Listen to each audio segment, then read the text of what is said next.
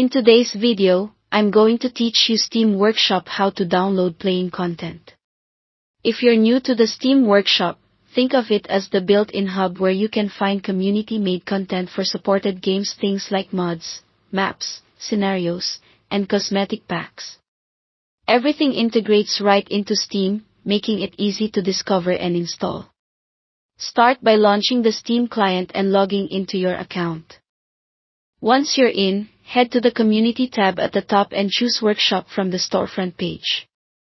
This brings you to the Workshop home, where you can browse featured items or narrow things down to the specific game you're interested in.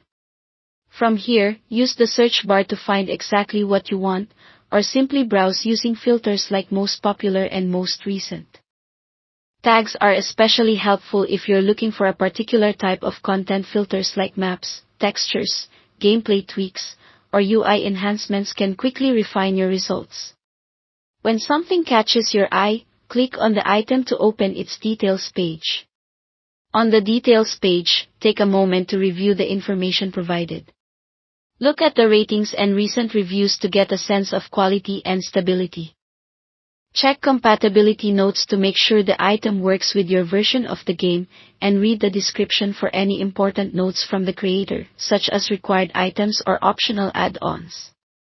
It's also useful to glance at the file size and the last updated date so you know what to expect in terms of download time and ongoing support.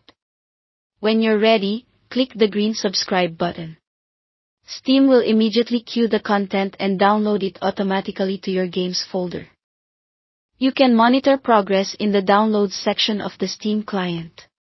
Larger items may take a bit longer depending on your connection, and it's normal to see updates apply themselves if the creator has recently pushed changes.